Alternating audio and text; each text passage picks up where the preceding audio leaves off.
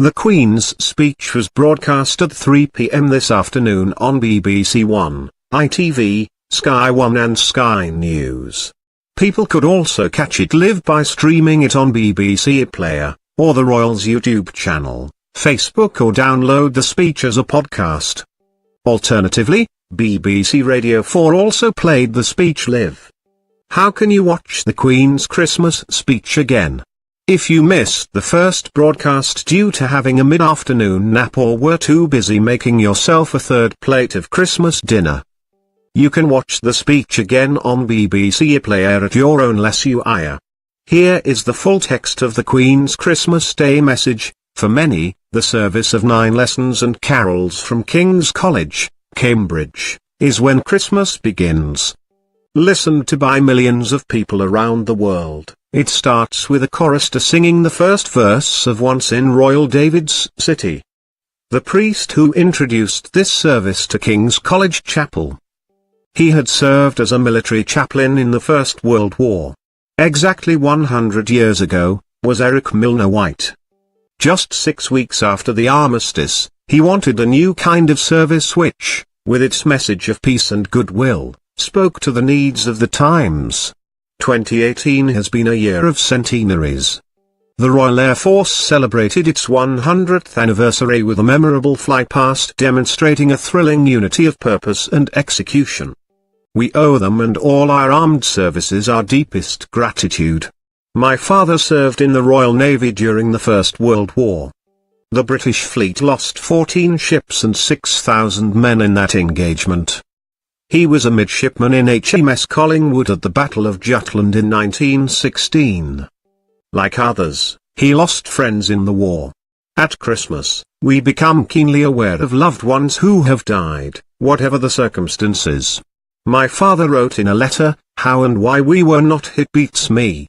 But, of course, we would not grieve if we did not love. Closer to home, it's been a busy year for my family, with 2 weddings and 2 babies, and another child expected soon.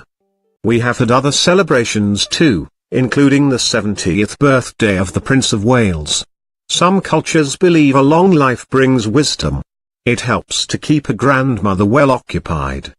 Perhaps part of that wisdom is to recognize some of life's baffling paradoxes, such as the way human beings have a huge propensity for good, and yet a capacity for evil. I'd like to think so. Even the power of faith, which frequently inspires great generosity and self-sacrifice, can fall victim to tribalism. But through the many changes I have seen over the years, faith, family and friendship have been not only a constant for me but a source of personal comfort and reassurance. In April, the Commonwealth heads of government met in London. My father welcomed just 8 countries to the first such meeting in 1948. Now the Commonwealth includes 53 countries with 2.4 billion people, a third of the world's population. Its strength lies in the bonds of affection it promotes, and a common desire to live in a better, more peaceful world. Even with the most deeply held differences, treating the other person with respect and as a fellow human being is always a good first step towards greater understanding. Indeed, the Commonwealth Games, held this year on Australia's Gold Coast, are known universally as the Friendly Games because of their emphasis on goodwill and mutual respect.